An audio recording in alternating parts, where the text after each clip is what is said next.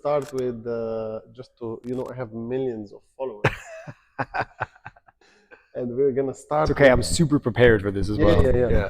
But the thing is that because I have millions of followers, I want them to know a little bit. Who are you? What do you do? So can you tell us, like, what do you do? What industry you are in? So I own a design and engineering firm specializing in outdoor living area and mainly with aquatics. So we design and engineer swimming pools and water features, but like super high end ones. I feel like I have to say that because every time when I say, by the way, tell me. So when I say, we designed, I joke with friends. I'm just like, oh, I'm a pool boy, right? Yeah. So you're a fancy pool boy. Yeah, exactly. We're very expensive shoes. Yeah. No, but I feel like I have to throw in like the luxury or high end because we do like stuff that people haven't even seen before. Haven't seen in their life. Like movable pool floors and just crazy stuff. Exactly. So I feel like when people hear the word swimming pool or water feature, they think like what was the image that you get in your head? Well, obviously you've seen our stuff. Of course, I come from Lebanon. The pools you build cost more than houses. Yeah. So like fancy houses. I'm talking about houses in Lebanon. Like we used to do seven figure swimming pools is like a common thing, which I didn't even, which 20 years ago it wasn't. Yeah. It's just like everything else. It's important for context for the billions of subscribers, which are it's very important. It's very important. Give us a context, like what is the most expensive swimming pool you designed and what is the cheapest swimming pool you designed? Because like again, luxury for different people can mean different. Right. Well, that's a good point. So, and to clarify, when you say that we designed, so we do a couple different things. One is we do design stuff from scratch. Okay. Where we come up with the concept creatively. We also do engineering. So like we'll get hired by an architect and they're designing these, multi-million-dollar homes, and they design the swimming pool, loosely like a footprint. They have the idea of what they want.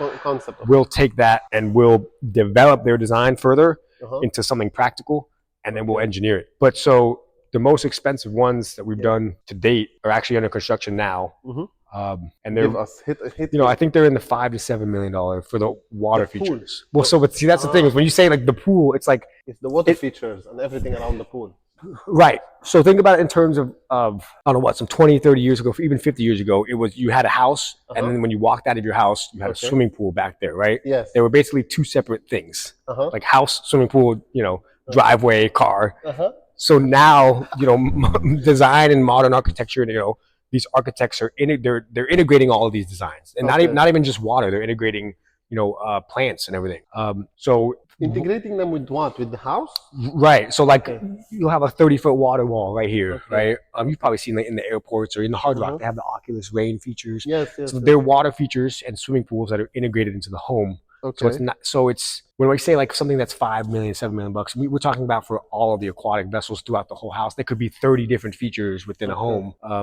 I see. Yeah. So can you give us like names of other things other than pools? Like you say water features, but what like just again for water features. I mean that's a very broad. So just like swimming, it's a broad generalization. Okay. So water features could be like anything from a koi pond with a little koi fish that swim in it. Yeah. It could be like a rain Oculus. Like they have all different sizes. Yeah. Waterfall. Where water comes from the water walls, waterfalls. Okay. So like you have a wall that has water running down the face of it. Yeah. I mean, you need running down glass, reflecting pool, like entry features, like reflecting to a house. They have, you walk over the stepping pads and you're walking over water with bubblers and stuff. I see. And this, like these water walls, every place I found a water wall, like when you see it, when they open the place, they are good, but when you go after a year or two, like either this water wall is not working or has like scum on it. Yeah. So why is this?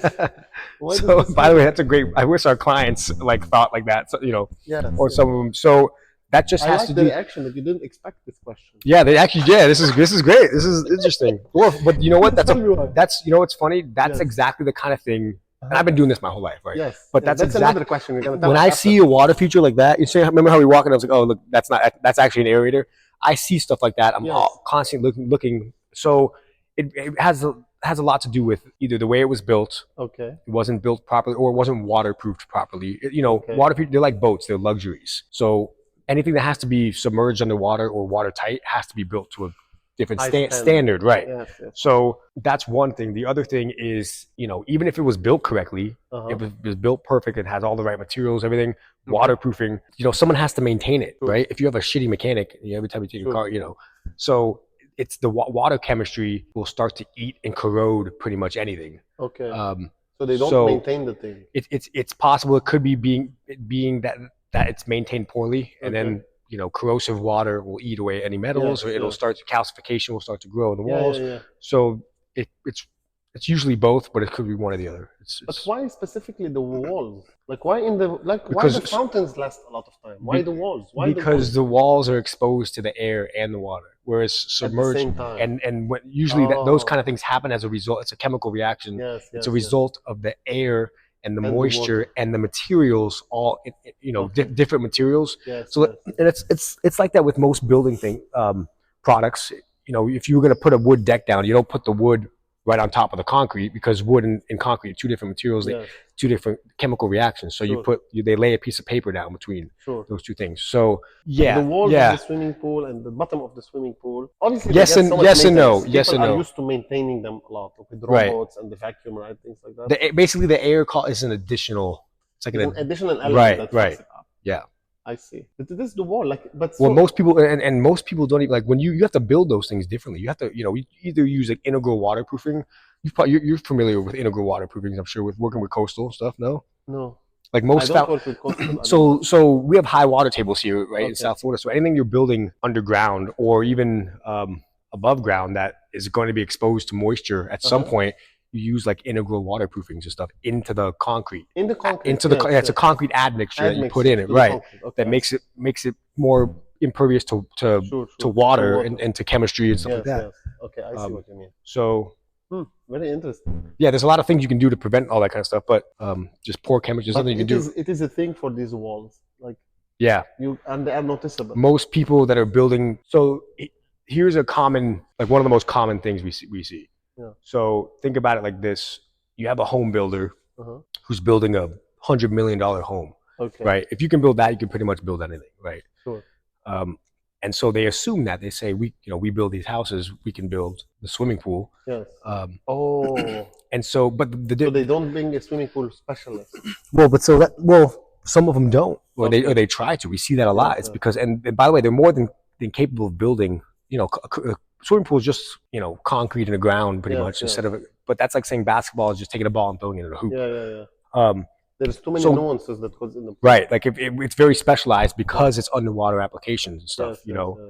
Swimming pools have all the same elements of a house structure: mechanical, electrical, plumbing, structural, but in a swimming pool, and it's underwater. Right. Makes sense. And if that was the case, if these home builders and everyone else could just build swimming pools, then I wouldn't have a job. Right. There wouldn't be a pool industry that's specialized, to that kind of stuff. So anything that's vertical or anything that's exposed to the open air and moisture, that's where right. That's where you'll see most degradation is because it's exposed to the. So a swimming pool on the bottom is not exposed to air. That's why it's not that. Doesn't get destroyed that much. It's the concrete application is completely different. They use pneumatic concrete instead of poured in place, cast in place, which you do for, there's no underwater joints. Like no joints. Like cannot have joints. You want joints for an above ground structure to mitigate movement and stuff, right? So the floor slab and the wall slab meet at a joint and they move. So for pools, you pour the whole thing one shot. Monolithic. You don't want underwater joints because any movement causes cracking and underwater joints will eventually leak at some point. There are water stops, the water. Yeah, there's water. Yeah, we do water stops. Well, it's not that. So very large pools, they have to be done in multiple different pours, right? Which you have to create a joint, or you have to pour the floor, come back, and you shoot the walls vertical, and you have to do water stops and stuff like that. And then other than that, it was with the same. It was at a house party in the bathroom, something like that. I'd gotten her like a gift, or like a necklace or something like that. Did you use your tongue? You know what? I don't think we kissed there actually, because she wouldn't stop crying. That's what it was. She was crying in the bathroom. Yeah, she was crying in the bathroom for some reason. I don't know. I went in there. I got her like a gift. Maybe she was crying because of the gift. You know what? We didn't kiss there. We didn't. I remember that we didn't because I wanted to, but she was crying, and I was like, I felt weird in that context. Now we want to know what the gift was. It was a necklace. It was a necklace. But then I think the mom came in at some point. Was like, "Oh, you guys get out of the bathroom." So it was one. It was either the haunted house one or the movies. I just don't know who I dated first. I see. And after this, I'm going to text both of them and ask and say, hey, weird question.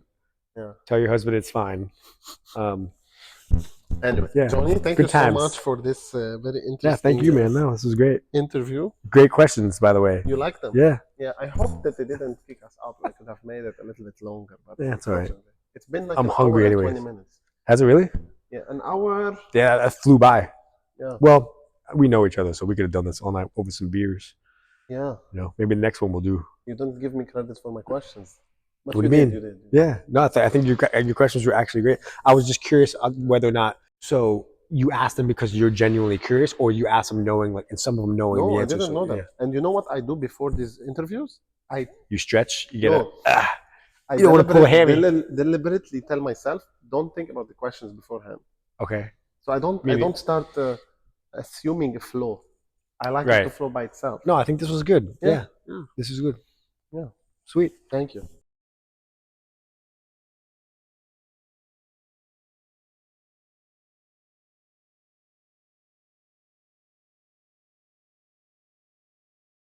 Maybe it's not the highest, maybe it's top 2. Like either the first or the second. No. Well, no. Really? It's construction. What? Yeah. Construction? Yeah, unfortunately.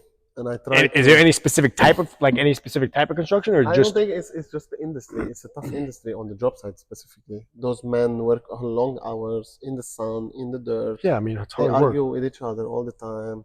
You go home, you usually don't talk to your wife, tell her, oh, my boss.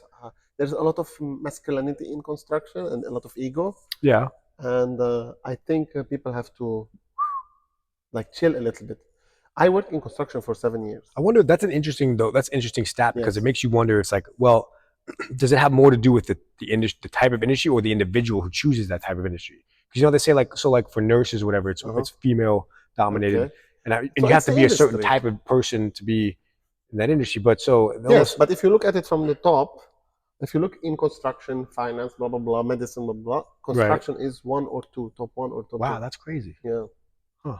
And now the narrative that people are pushing, like me, for example, and I learned it from somebody, it's not the original, is when you ask a construction person, how are you doing? If they say, I'm fine, don't stop there. Right. Because they are usually not Well, I think that's with life. I think. Yeah, that's with life, but especially with construction people. Yeah. Well, we don't do that enough, especially with our friends and stuff. I feel like that's a formality. Yes, it's a formality. You walk into a room, people, even the people that hey, doing, hey, I'm good. Yeah. Right. It's a lot of that stuff is a formality. And that's why I used to forget people's name a lot. You meet people, and because it was transactional. It was like, oh, we're supposed to say hi, how you doing? Yeah. And then I don't remember your name because I'm not even listening because I don't care. Yeah. Now I'm actively trying to know people's names, stuff like that. But that's a very sad statistic that. I'm hoping one of the things I'm trying to achieve with this channel is raise awareness about this. Well, that's great. I didn't know you were doing. That's great. I was making a point that I worked in construction for 7 years. One reason I wanted to leave construction is after a certain time, I felt that I'm not trying to say it bad, but there was not a lot of intellectual thing. We were just people yelling at each other all the time. This guy is trying to cover his ass. They are trying to fuck you in the back, blah, blah, blah. You see? And it was a cycle of that. And I was like, I don't want to be part of this. When I was working in construction, I was replying to my mom. I would have never replied. She would smack me on my fucking face. You see? But I became a little bit more rude. Again, without construction, we would you got to fight fire. You got to fight fire with fire, kind of thing. If that's exactly right. No, that's actually a very good point you bring up, because so we're in the construction, but we're from our perspective, where we were the designer, engineer, but we have to coordinate with contractors, and it is noticeable how it's the amount of stress that comes from these deadlines. And by the way, construction, they want to put the cart before the horse. They're building things before we have plans done. And that causes everyone's. And that's how you move the needle. Sometimes everyone's yelling. Hot seat, though. Contractors sit in the hot seat. That's why they have a lot of pressure. Right. And so we noticed that. I'm like, we should how they come into these conversations from a level of lack of intellectual, kind of what you're saying is let's assess the situation first, come up with a conclusion. But a lot of it's just let's get this done. We got to do this. So that's interesting that you mentioned that, because we've experienced that, from this side, where everybody's so hot and heavy and stressed to get it done. Even before the plans are done or before we have a detail for it, they're just they are rushing. They want deadline. Because also there's a lot of money on the line. that's what it is. That's exactly what it is. It comes from the top. This guy's stressing this guy, and that's goes what happens down. usually. It's like a chain. You stress, and right. then it's the last person who's basically the worker with their hands. And you know what? When I was in the thick of it, when I was the one doing everything, I was stressing with them. Let's get it done ASAP. I've been on the phone with with celebrities and stuff. They're asking for they throw the stress on you. Foundation layouts, and I was like, when do you guys need it? He's like today. I was like, it's 4 o'clock. No one on planet Earth is gonna get you. As I'd stay up and get it done next day. Nobody's gotten stuff out quicker than I have. That's like for some of these individuals, and you have to do a little bit of that at the beginning. Now I'm just like, I don't do that to my team anymore. We used to like, we got to get done. Now it's like, this is what you need. This is what the realistic time frame is for this. And if we can get it done faster, great. But you can't live like that. You can't work like that. That takes me to another problem, and usually in the workplace. With my teams, I always say, and I piss off a lot of people, it is always the problem of the management. Right. The person who is an operator, you cannot blame them. Because first of all, you hired them. Right. So if you fucked up hiring them, just fire them. It's totally fine. You don't need to build personal agony between the people. Just fire them. So people usually get so connected with the person, they hire them because they want to say, oh, I hired that person. Right. And then they don't plan correctly. And it's always the management fault. Right, 100%. I piss off a lot of people when I say this, but it's always the management fault. If the management plans correctly, hires the right people, builds the right attitude, usually things always gets easier. Always gonna be fuck ups, problems, tension, which is a good thing because you learn from tension. We learn that the hard way, man. But when it goes to the abusive part, it's always the problem of 100%. Well, it's sometimes you need bodies, you need hands on deck. And I imagine with construction, it's probably similar. We had that for a while where I just hired so many people because we were underwater with work, and then you realize we're doing exactly what you're talking about, where everyone's bickering and this and that, because you have the wrong people on the team. People, not good management and planning. Yeah. So we put this part behind us. Okay, let's see what other questions. How are you with technology? Are you like following what you see, like with AI, blah blah blah, all this stuff? What do you think about it? Well, I'm a millennial, so I like to think that I'm pretty good with technology. Like, no, I'm interested in a lot of that. I'm very curious, and I consider myself like an intellectual. I'm always curious on like what's new, how to make stuff better, what new technologies. What do you think about AI? I think AI is awesome. Wow. we used it already in a very small way, but it makes life easier. Okay. You think it's gonna take? Now, what you're talking about, like what I think on the grand scale, like Terminator kind of stuff at some point. Maybe it'll take out jobs. You know what? I feel like no, man. I don't think that's. No, I don't think AI is going to take people's jobs. I think there's a natural progression of things, a natural evolution of industries, and people don't just lose their jobs like that. They get displaced and they move they shift these jobs. They shift to other jobs in the similar I think AI is it's another tool like anything else. It's like the iPhone. Like, I mean, people losing their. I mean, just because now I can search things here and I don't have to go to the library. Did everybody lose their jobs? I don't really know. For sure, I agree with that. I agree with that significantly. I think it's a tool for us to make life easier. And if you want to complain about losing, I mean, I think anybody, a lot of people like to complain about things. It's just like, if you're worried about losing your job to AI, maybe you need to be doing something different or something better, like in the sense, I mean, like for yourself, like in the sense of like, if it's like with competition, right? If you're the person that's worried about people stealing your secrets and all this stuff, and you try to hoard all your information and you're suing people because you don't focus on improving. We did this. It's like, you're focused on the wrong shit. That's why you're losing, and that's why, and you're gonna lose like that. It's like, dude, if you're always just focused on being the best and how to continue getting better, it's just another tool for you. We're moving on this bus or whatever. It's just another tool you pick up along the way. But maybe like we have robots who can come kill us. What do you do with that? Oh, well, you're talking about like that kind of shit. I don't know. That's very interesting to me. Yeah. I don't know. You mentioned that the computer is like godlike. I feel like that's something you wouldn't normally have to worry about, but just knowing this is, it's like I feel like society always lets us down. Yeah. It's like I feel like that's totally something that our government would let happen. Like, is what I'm saying. The government would let happen. Yeah. I feel like that's totally something interesting. The government would let happen. Like, well, for example, by accident, just because they fucked it up. A godlike computer. That's why we need Elon Musk, and that's why we need Elon Musk, X, and freedom of speech on the platform. See, when you describe AI under like somebody like Elon Musk, I'm not worried about it. But if you describe it under the like now when the government tries to get a hold of it, like crypto, like you name any privatized thing, and then now we hear governments and banks are trying to get it, so they can control currency. It's like, in these hands, I think we're fucked. Okay. If we're talking about Elon Musk and some of these other guys, Jeff Bezos, whatever, I think I'm not worried about it. Really? So I think it depends on the context. Yeah. For crypto too. I think privatization. I think the way that, absolutely, man. I think crypto lost its own whole philosophy. Yeah, I think that. That's some of this stuff is like all the bitcoins I buy them through Coinbase. Well, I don't know, but there's plenty of stuff with a lot of these the banks and the government are trying to don't they have their own? They're working on their own cryptos and stuff now, aren't they? I don't know. But I digital think currencies. Government has to regulate something, for God's sake. Yeah, regulation is different than who does the regulation? The government. Well, but regulation, it's just like taxes for the invisible hand. That's how it started. It was supposed to be regulation and emphasis on invisible hand, and now they can, look at it. It's so that's where it ends up. Is my point. Yeah. But with guys that already have too much money, they don't need it, like Elon Musk and whoever else. Yeah. I think we're better off leaving that kind of stuff to them. But maybe you can have a bad person. What do you do in this case? Well, yeah, I just think. Maybe Elon Musk is a psychopath that's hidden. Well, that's with any technology. That's the case, right? Any technology comes out, someone can use it. Someone's going to probably use it. Use it in a bad way. Yeah, in a bad way. With everything, actually, like you said. Yeah. Everything. There's always good people and there's always bad people.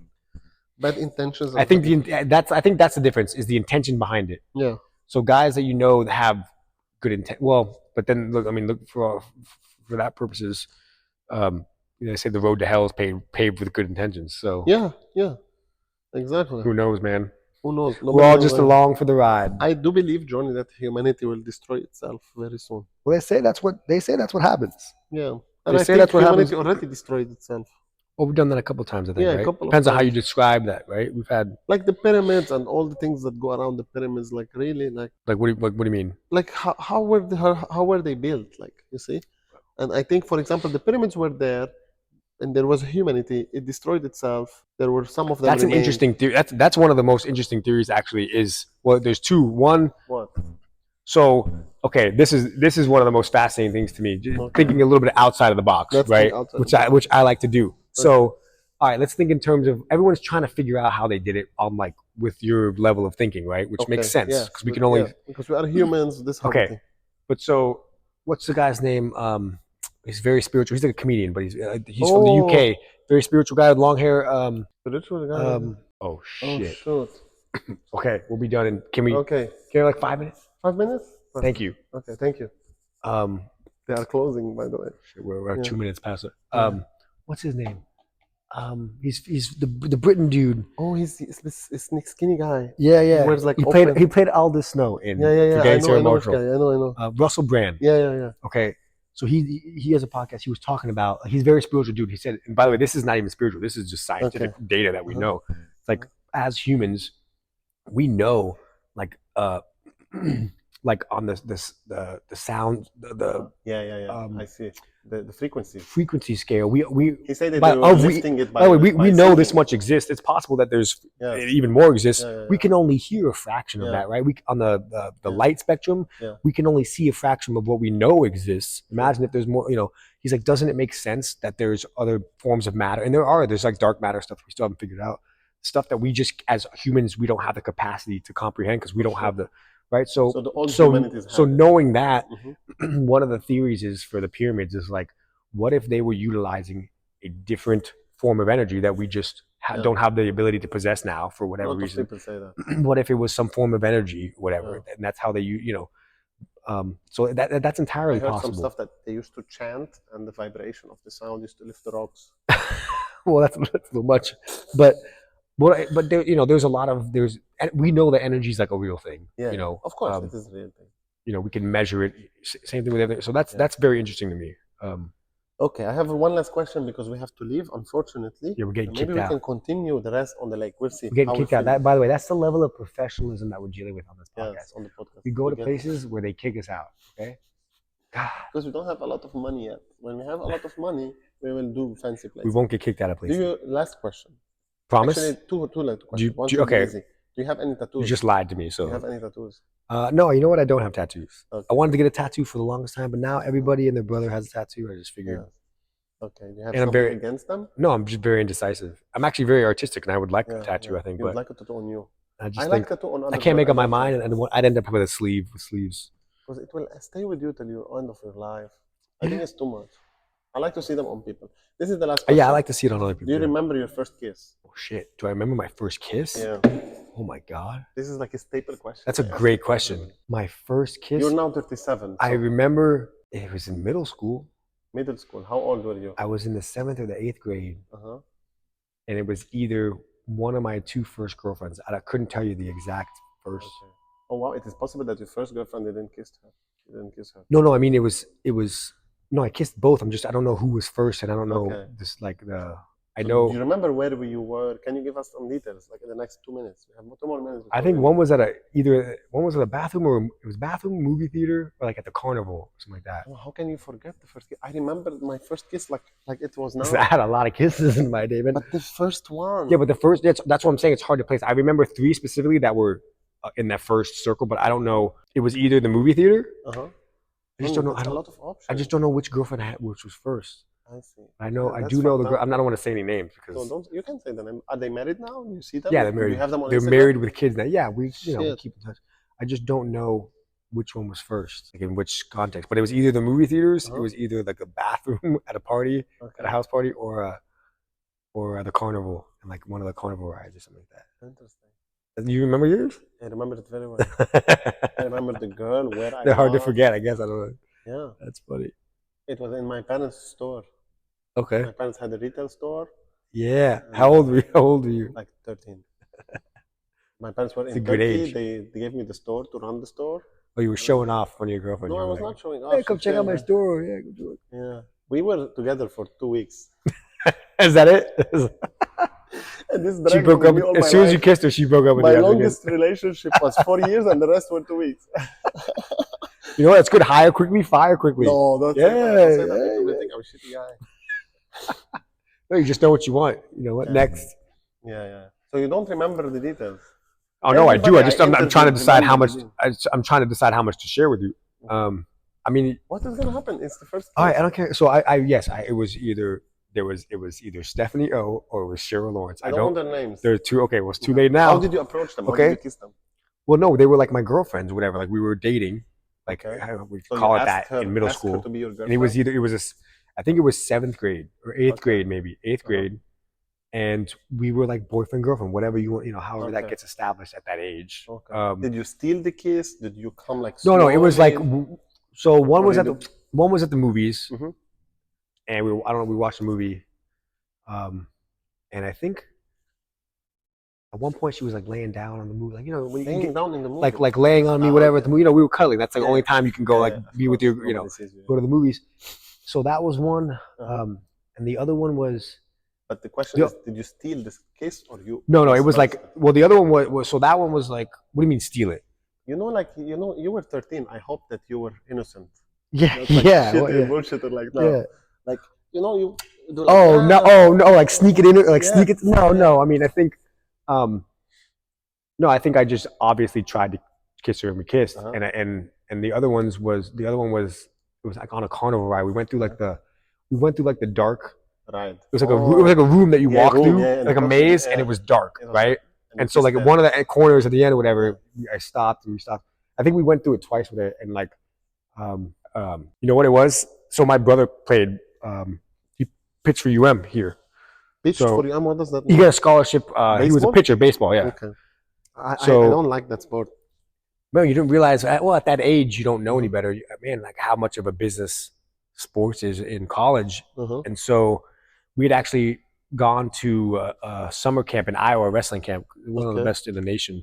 So we did a summer camp in Iowa. We got to practice with the Ben Askren's gym is there. So the college kids were our coaches at the time. And so, man, we were doing 3 days, and I was like, I don't want to do that. I was like, I want to go to college and party, you know? And so I was like, I don't want to fucking, practices a day. So, and you had to cut weight, and I was like, you know what? I just didn't think I wanted to do it. Wrestling is a tough sport. Yeah, it's tough. It's a very tough sport. But I excelled at that. I love that shit. You excel in everything. I eat that shit. Yes, that's true. That's true. That's a good point. You know what? I wonder if that's because watch a lot of podcasts and stuff, and you hear some people say that like if you do the hard things, life is easy. But if you do the easy things, life is hard.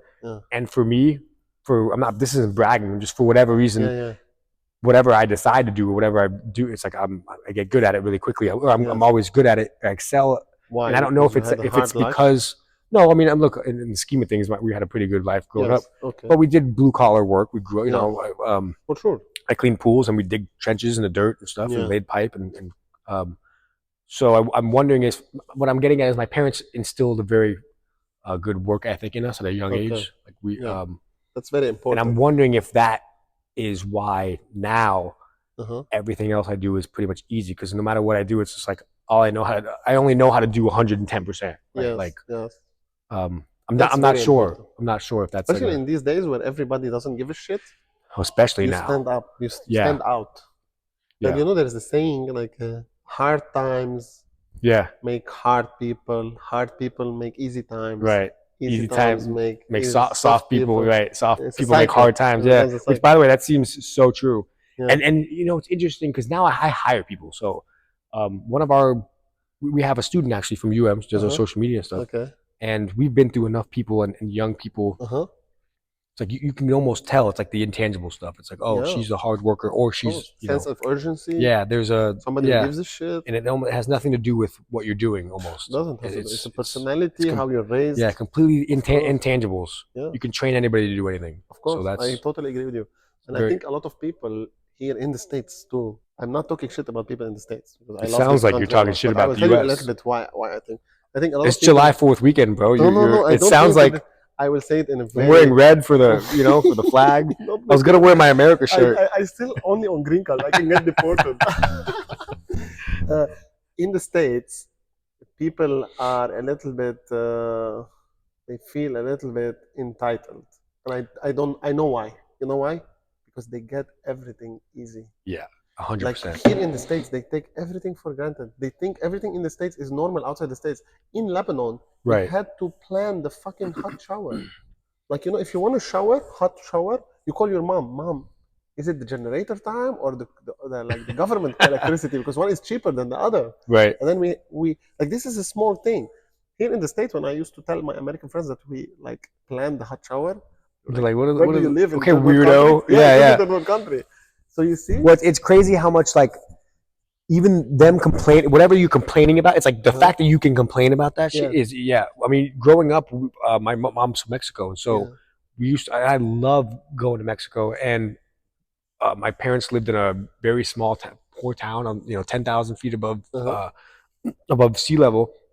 And they had the big canisters on the roof.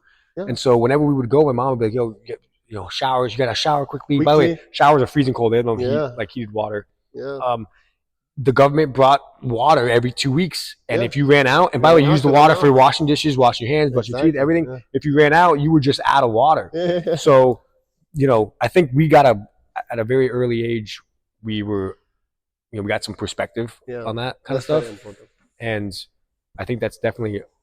Man, a lot of these kids nowadays, like you're saying, man, they lack perspective. They lack perspective. They have no idea. Normally, they think this is normal, right? And by the way, this even. The shit that we do have here is not even normal. Like we shouldn't. I don't even think we should have some of the shit we have. That's why I think this is the greatest country. But I think Americans need to a little bit be grateful. Oh yeah, 100%. Yes. Look, see what it says. Yeah. What does it say? Oh, you tell me. What does that say right there? Yeah. Without my glasses. Blessed. Blessed with the best. Blessed, man. Okay, let's see. Do you have any pickup lines? Pickup lines. Yeah. No, you know what? No, I'm pretty funny, man. So I don't really need a pickup line. I just kind of go off of what's there. Like I'll give you like we were in Mila in Miami Beach the other week. I was with a friend. There was these 3 girls standing at the bar, and so we were like, let's go. They looked like they were, they were by. It was still early enough. In the members club. Yeah, the members downstairs one. Yeah, it was still early enough where there wasn't a million people around, so you could tell they were by themselves. So we'd go with my friend, and I was just like.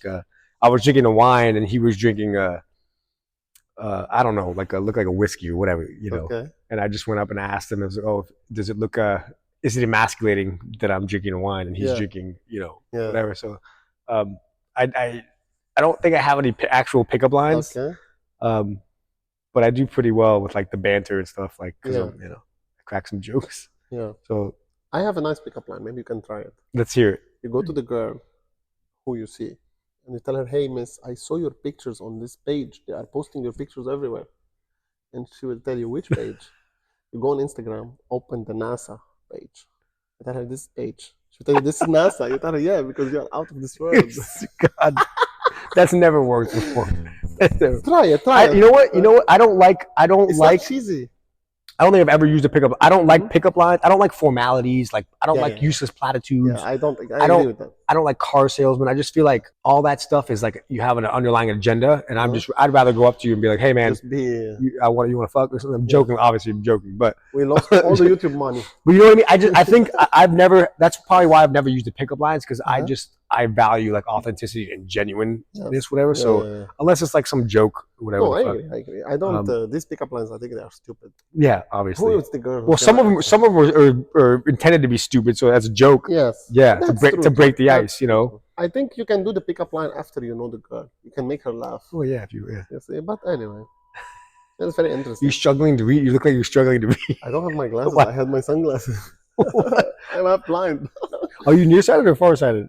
You're so obviously you're okay. Yeah, that's why I bring it closer. Okay, one thing we do, Johnny, I do in this page on this channel is raise awareness about something.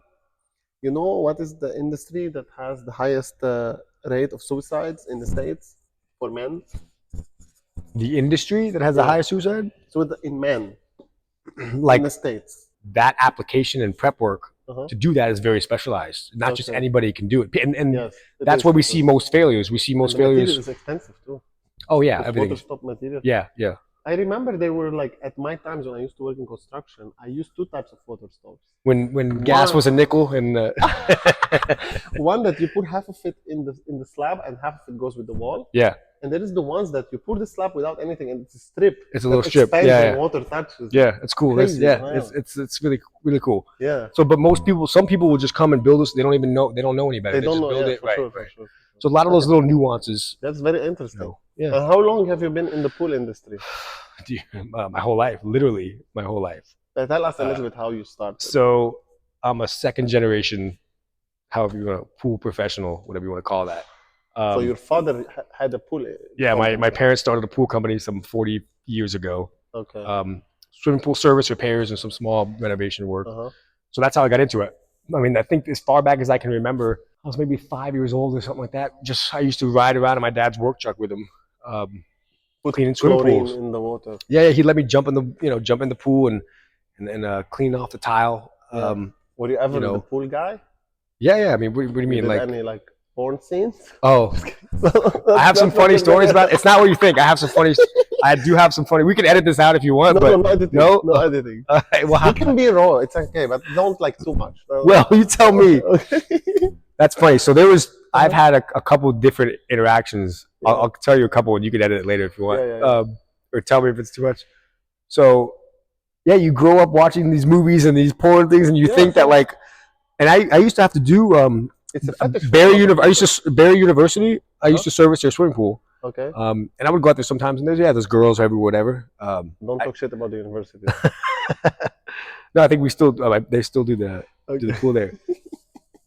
But let's just say I've had a couple interactions with. I mean, now I have a little more time, obviously. Okay. I say obvious like it's obvious. I don't know if it's obvious or not.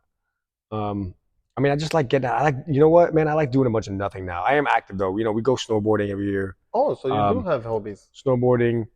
Yeah, you lift weights.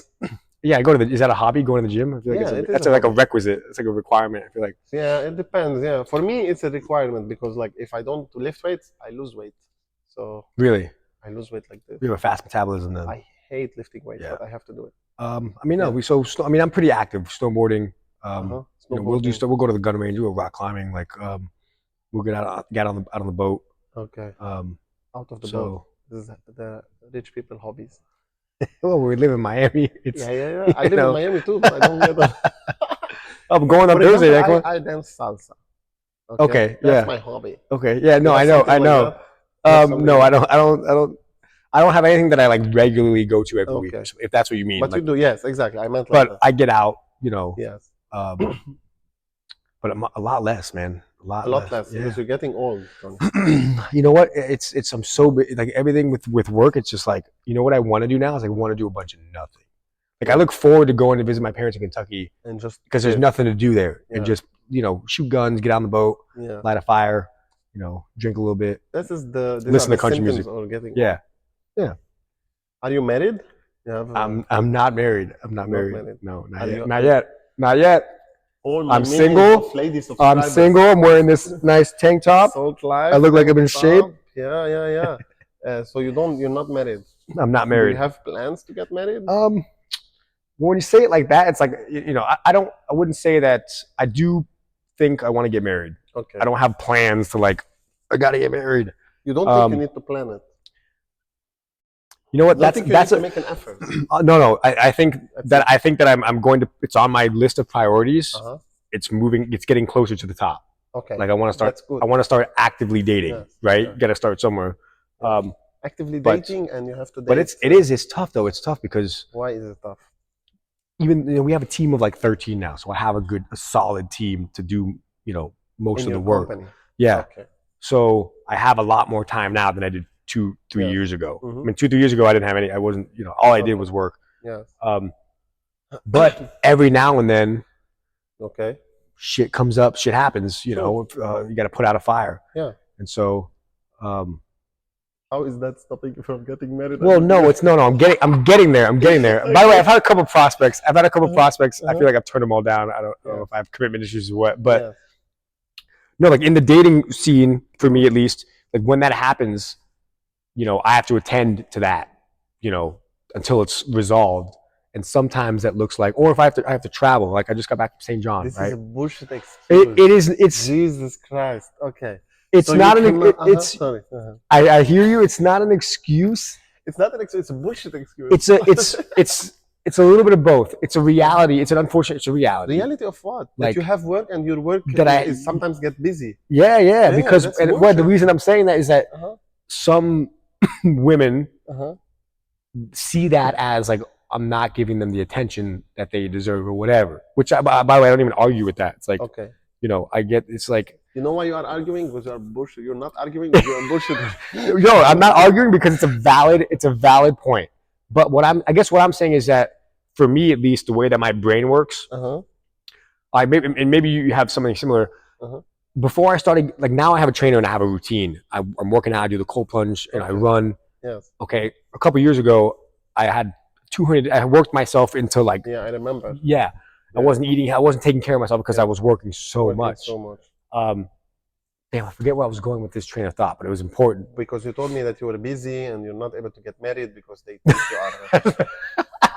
Because they think you are not giving them enough attention. No, when you say it like that, so no, but shit, there was a good point that I was trying to make because of that. No, so okay, so what I was getting at was my mentality is the way that I work is so during that time when I was like, okay, I need to start working out at least for 30 minutes a day or something. Okay. I would get on my bike at home. I bought a road bike, whatever, or I would go for a run. And people would be calling, texting, and I would be working while I was running or while I was on the bike. And then I realized that, you know what, I'm not even working out. I'm working, trying to work. Right. Yeah. What I had to do was learn how to and now I have my schedule. Yeah. And now I have my routine. I have the gym, and I go to the gym. I don't miss it. Yeah. Right. And when I'm there, I'm not taking work calls. Yeah. I mean, I used to even do that sometimes. Yes. I had to learn how to switch my brain from work into, okay, what I'm doing this or whatever. I had to turn it off. You have to turn it off. Because that was a real thing for a long time. I would even go out with friends to things that I was obligated to go to that I didn't want to go to. Yeah. And I'd be there stressing about work because I knew I should be back working. Okay. That's a good news. So I guess what I'm saying is that when stuff like that comes up and I have to, if it comes to me, it's like, it's important enough where I have to step in or whatever. Yeah. And so when that happens, that switch flips in my brain and now I'm here and I call it ignoring. I don't ignore it, but it's like you have something you have to finish. Sometimes that's 2 days. Yes. And then I'll come back here and it's like, what the fuck are you doing? But Jonny, I think if you are sincere with the girl, Yes, I'm not saying sincere before. And by the way, it's not that I'm not. I'll even be communicating. Say, look, I just had to work 16 hours, blah blah blah, whatever. But it's a for the person on the other side of that. Like I can see how that's annoying or that's frustrating or it's like. But if it's or I have to go to New York today. I have to go to or once every 2 months. I think. Yeah, I'm just saying. It's not patient. You don't need that girl. No, I guess what I mean is it's because of the nature of what I'm doing. Okay. It's like that's something that's all you need the right type of person. That's okay with. Yes. With you being busy sometimes. Yeah, like I have goals, I have things, and I'm not sacrificing that for anybody. And like if you're not okay with that, that's okay. But so and by the way, sometimes that's easier to say than actually do. Oh, for sure. For a lot of people, it's easier to say you're okay with it until it's like until it's inconvenient for you, and then it's like, well, would you marry a woman that's older than you? Yeah, my dating pool right now is like single moms, 36-year-olds, whatever, or like 26-year-olds. Yeah. So I fluctuate between the two. Yeah. But you would marry a woman who's older than you? Yeah, why not? I don't care. I see. So you don't think age is important in marriage? Age ain't nothing but a number.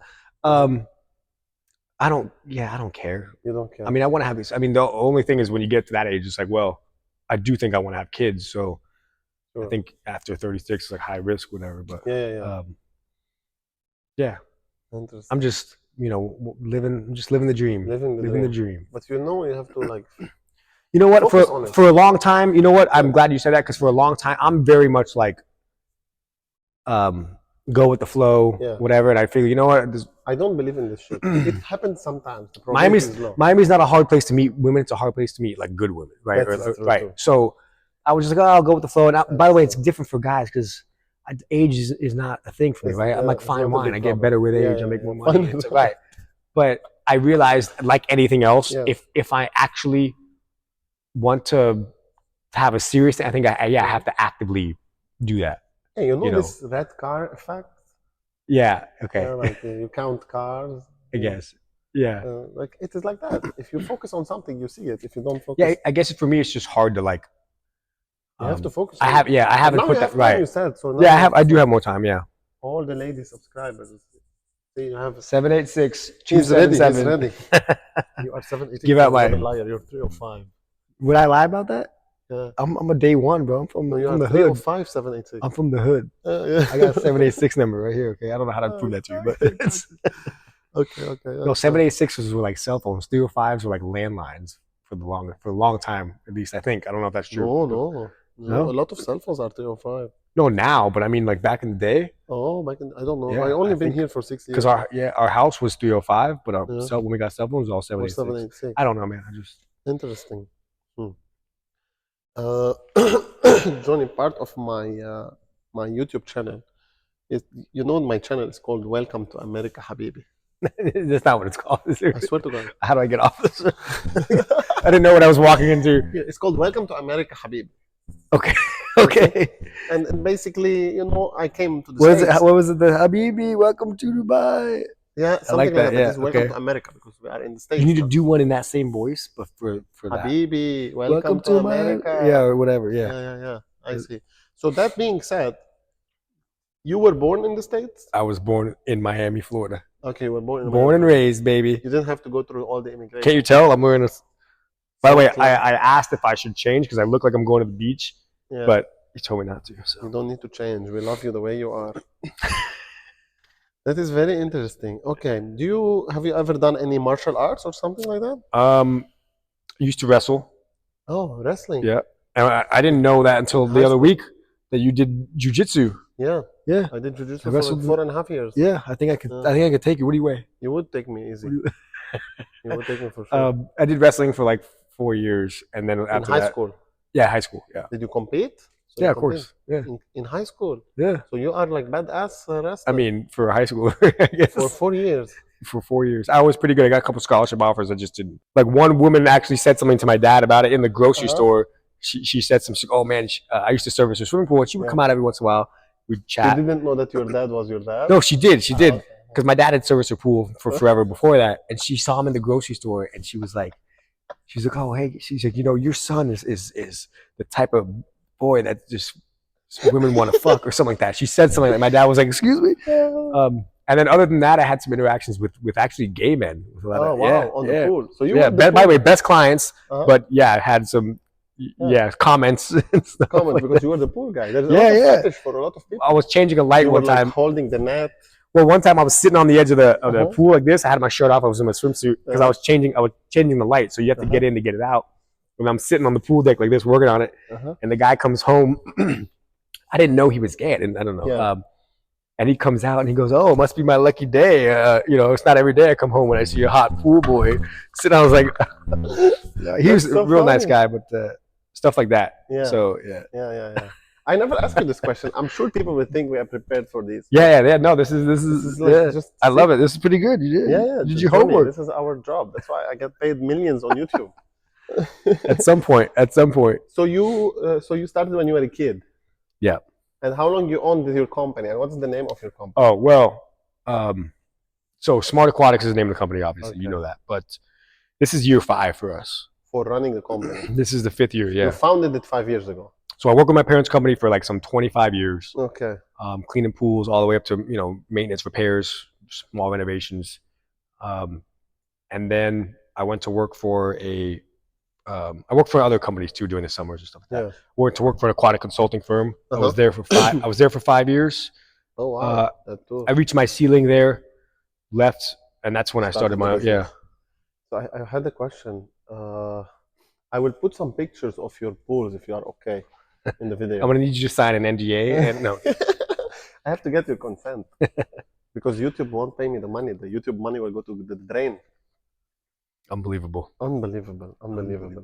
Okay, so like you've been in the business for a lot of time. Yeah, I guess you'd say that. Do you think there's something special about Florida and swimming pools? Oh yeah. Is there another state other than Florida that is very popular with swimming pools? Yeah, I mean California, Texas. I mean those are really the markets. I mean where it's hot, obviously. But there's an interesting story about California that I learned. It's actually very interesting if you think about it. So I don't know when during the 50s or something, like they had the largest drought ever. Even to this day, California had the largest drought like ever. And the Bay Area used to be a pond. Used to be a lake. What do you mean?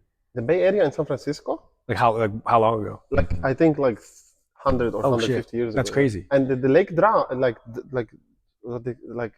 what they say? What, dried up? Dried up? Or evaporated? It became a city. Okay. Oh no, I didn't know that. So is it below sea level then, or was it just? It is like an inlet. There is. Okay, so it's not okay. Interesting. Yeah. Well, so I found this out like I don't know what it was a socioeconomic thing. It was like I think it was after World War II. They were saying because the economy was good. Okay. Right. People were buying. The pool started to gain popularity, and at the time. After World War II. Yeah, like the economy. We had a lot of. It was a surplus economy. Like so pools. People were spending correlated with how much people have money. Oh yeah, well that's a whole other conversation. But absolutely, pools are a luxury. They're like boats. Okay. So people were spending money on swimming pools, right? Because now we had a good the economy was good. Everything we were safe, secure, all that stuff. And at the same time, like what do you call that? The design trend that was in. Like Art Deco. Was it? No, not Art Deco. That was Miami. That was specifically in Miami. This was, so. In California. Yeah. What was it? I am not that cultured. What was like the roller skating? Like what was all that the art? No. Like roller skating. It'll come to me. It doesn't matter. Whatever it's called, but that design that was in at the time, right? Okay. Like the trendy, that was what was trendy, and it was organic shaped swimming pools, like the freeform swimming pools. So like banana. Right. That's why freeform pools were popular because that was at the time just where everything was. So people had money; they were spending them on swimming pools. That was the type of designs that were being done because that was at that time that was what was popular. But also California had the largest drought ever. So they put a mandate that people had to start saving water. And so they had to start draining their swimming pools to save water. And that's when like surfing was real big in California. And that's when right around the same time, skateboarding was like a fad. Skateboarding wasn't a thing. It was a fad. There was nowhere to skateboard. So they used pools. They started skateboarding in swimming pools because now the pools were drained because of all these other factors. Yes. Now the kids had somewhere to skateboard. And if you notice, you look back and whatever, I don't know if it was I don't know when that was, 40s or 50s, whatever. You look at the cover of the magazines, like that they started to have tournaments and everything. They were being held in swimming pools, right? Shit. Public swimming pools, even the back of people's houses. And so they make the argument that essentially if it had not been for all of that, like skateboarding would, if it hadn't been for swimming pools at the time and the socioeconomic reasons and the climate and all that stuff, skateboarding wouldn't exist. So interesting. Yeah, skateboarding could have just been something that everyone was like, "Yeah, get out of here." Skateboard kids, and it could have went away, you know. Yes. So, but why pools were like, you know, when you talk about swimming pool, you think about the wall, and then like why pools were like gradually like, because to be able to skate on it, it has to be like a hyperbola, you know? Like, why were they? Why were they like that? You mean? Well, so. That's another good question. So I'm wondering if are you asking because you know the answers, or are you asking because you're genuinely curious? I don't know the answer. I have no idea what the answer. What do you think? What do you think it is? Like I would imagine when like the swimming pool becomes like a beach. Right. You know, when you go out of the pool without stairs, they make it like a beach, this gradual. But for the skating, you know, it goes like this. No, but think in terms. In order to do that. In order to have a beach entry, we do those nowadays, right? But you need a lot of runway, right, for a beach, right? If you if you have a pool that's only 15 feet long, so think about it in the backyard. The pools at that time 15 by 30, right? Just but so and they had. So what did you do? So back then, architecture design in general was a lot more utilitarian, right? So meaning they designed things specifically for use. Like, so when you think of a swimming pool back then, you know, what did every swimming pool have back then that it doesn't nowadays? It had a diving board and a deep end. So back then, a diving board and a deep end. Right, they had deep end. They had 12 pools were 12 foot deep, 8 foot deep, you know, and they had diving boards in them because that's what you did in the pool. You swam and you dived, right? So the gradual slope is because in order to get to that depth, you have to. But you know which slope I'm talking about when you skate. Like, right. Well, why would the edge be chamfered like this? Why it's not edgy? Because the pools were not square. The pools were curved, and you can't do straight edges on a down like in a curved pool. So it was just by way of the times. That was the organic shapes we're in. And that's gonna come to me at some point. The design that's gonna come to me. What it's called? Retro. Holy shit. That was in. You know, so you can't do. Like if the pool's a amoeba shape of an amoeba, you can't do like straight lines or whatever. So, but nowadays we don't build pools deeper than 5 feet for the most part, and they don't have diving. Why is this? Is it not for insurance reasons? No, well, there's a couple reasons. Like so people don't drown and in your house. Well, that's why it's so interesting. It's like a lot of this stuff happens because of the times, because of the way. So now swimming pools, most of them are not built past 5 feet. One, because 5 feet, One, because swimming pools are just that much more expensive, you know. But it costs more money. It costs more money to go deeper because you have dewatering, and plus it's more materials. It's a larger vessel. But so now most people don't use their pools anymore for like diving, for swimming, even, you know. Diving. You don't really dive in your swimming pool. Like leisure. Well, it's leisure, social, right? And that's why now most of them have sun shelves. And what is a sun shelf? Like a tanning light, little shower area. We put an umbrella. Oh, yes. You can lay out on a, you know, like this. So a sun shelf. Right. Interesting. So that's just everything changes, right? Over time, everything changes. What else interesting you can tell us about pools? Give you a fun fact. About pools? About pools. Let's see. So I used to service pools, so obviously, you ever get into a pool and like your eyes get irritated? Yeah. Your eyes burn. I used to swim without goggles, but this was like when I was 12. Yeah. One day I went home, I couldn't see for like 2-3 hours, but I stopped. But do you remember like when you go in the water, like opening your eyes, and it burns, right? Yes. Yeah. So why does that happen? It's chlorine. Yeah. Right? That's a common misconception. So it's not chlorine. That can happen from over chlorination, but you'd have to have so much chlorine in the water. Like it just usually that's not the case. Like 99% of the time, it's not the case. What is the case? So it's because the pH in your eye is 7.5. It's neutral, right? Your eye is pH neutral. Okay. The pH in the swimming pool is supposed to be 7.5. It's supposed to be neutral. You don't want the pH in the water to be acidic. You don't want it to be basic, right? Okay. Because if it's acidic, it starts eating up everything else, and if it's basic, you get other right. So eating because of the water, and the... right. So when it's because the pH is actually either too acidic or too basic, it's not the same pH. That's why it irritates your eye. Right. But if it's neutral and you get in, like that's how you know when you get into a pool and if your eyes don't burn, the water. But chlorine is acidic or no? Chlorine has a high pH.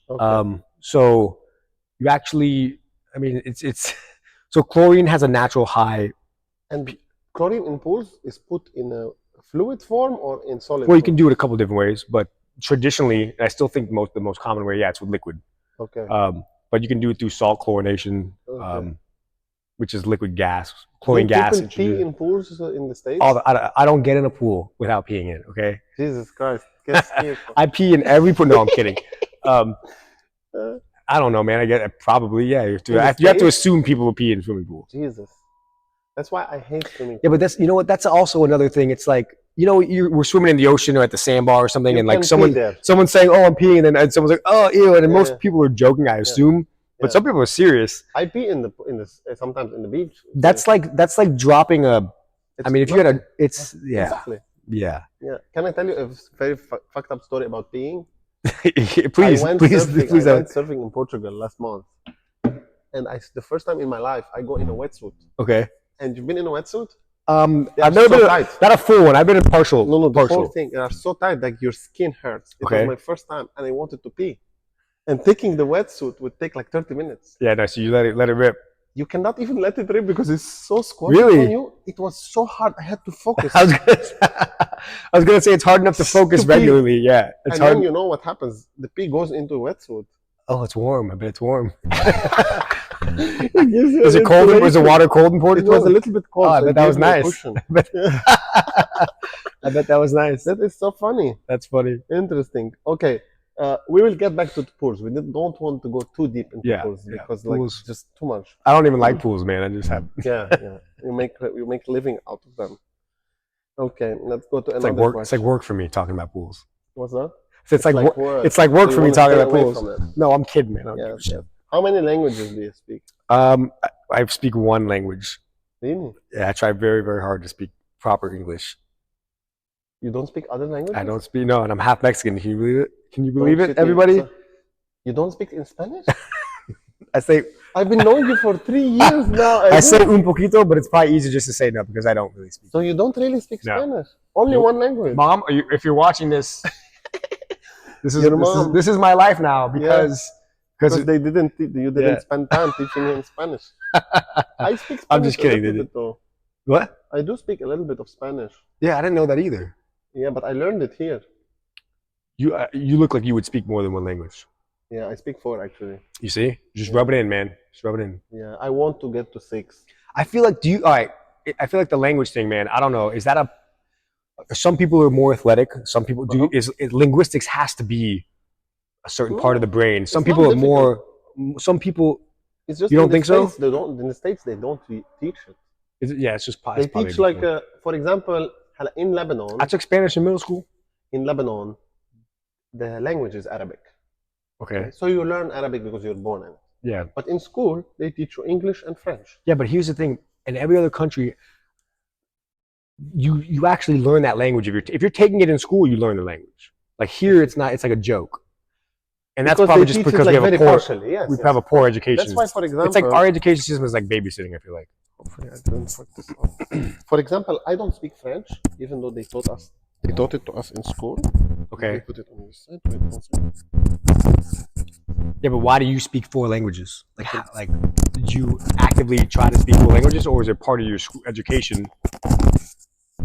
Okay. That just seems 4 languages seems like, Why I just but so this interview is all about you. It's not about me. Okay, but I will tell you real quick. Arabic because in Lebanon. By the way, that's what makes a good. It should be a conversation. It shouldn't even be an interview. Yes, but nobody gives a shit about me. Well, they will. Give a shit about you. I give a shit about you. I love you. I speak Arabic because the country is Arabic. Okay. Right. I speak English because we learn it in school. when I came to the States, people tell me, "Do you learn? How did you know English?" So when we learn everything in English: mathematics, biology, chemistry. Everything in Lebanon is in English. But it's so they teach. Do you mean that you took an English? So in school, I didn't take an English class. Everything was in English. School was taught in English. Mathematics is in English. Biology is in English. Chemistry is in English. In high school, middle school, from when you start in preschool. But if you don't know how to speak the language, then how do you? The people, like the teachers, will teach you. That's why when I came to the States, I had learned everything in English, but speaking in English was hard. Right. Why? Because we don't speak with each other. You just in English. hear. You just and okay. For example, let's say I'm sitting in class. Yeah, see, and they are teaching math in English. I ask the question about that English problem in Arabic. You see? Oh, that's wild. That's why I didn't have the vocabulary when I came to the States, but I understood. Wait, and they do that intentionally to? So no, they don't do intentionally. Oh, it's not. People don't speak English on the street. We learn in school English. Well, so I'm saying no. I'm saying, do they speak that English intentionally so that you guys learn English, or no? Yeah, you're going to an English school to learn English. So why don't we? Yeah, that's crazy. But why would they do? Here, your native language is English. Well, that's because. Well, yeah, I guess that's a good point, but still, you would think. I mean, in the sense of like here, if you wanted to take a Spanish class, you have maybe to make an effort. Maybe the Spanish class should be taught in Spanish. Yes. You know what I mean? It's like forcing you to. Yeah, but again, remember, Hispanics were not a lot in the States. Now they are becoming the dominant. I took Spanish. I took Spanish middle school, high school. It's like you don't remember anything out of it. Yeah. High school is terrible. But I think languages are the most important thing in the world. It's very interesting. I'm always super impressed by anybody who can speak languages because. But now with AI and machine learning, like you can translate automatically with something in your ear. But that's not really the point. You know, it's like that is so. Like, but it's good to appear cultured. Yeah. You know, if you speak Portuguese, I wish I spoke Spanish. It's something. It's on my list of like when I have more time. Where you live in Miami, forgot. Actually, that's a good question. Should I? I've tried Duolingo before. I've tried the apps. I feel like I need to hire a Spanish. I need to go to like a Spanish class. You need to speak with your Spanish friends in Spanish. Well, all my friends are Spanish. We don't speak Spanish. But that's the thing. I mean, they speak to make it your thing, and you have to be okay to be embarrassed. No, I mean like in a social setting with all my friends, even though they also speak Spanish. Try to speak Spanish with them. When you get next time to the restaurant, don't order in English. Okay. Okay. And they will make fun of you the first time, second time, third time. You'll learn a word. Every day, if you learn a word, at the end of the year, fair enough. You have a vocabulary. I do that with my trainer sometimes. I'm like, yo, just speak to me in Spanish. Pick it up. But that's not. Wait, so how many languages do you speak? You speak English, Arabic? English, Arabic, Armenian, because I have an Armenian ancestors. Okay. And Spanish. What's Spanish? Spanish is like, I would say I am like 40%. Okay. I can live in a Spanish country and live okay. Yeah, you can go to Mexico, catch cab, and get around. Yeah. Yes. Yeah, I know enough Spanish to survive, I would say. To survive. Yeah. Okay. Well, let's ask you another question. Do you have any hobbies? Please raise your hand, and I will call on you. Do I have any hobbies? Yeah. Work. Really, nothing on the side.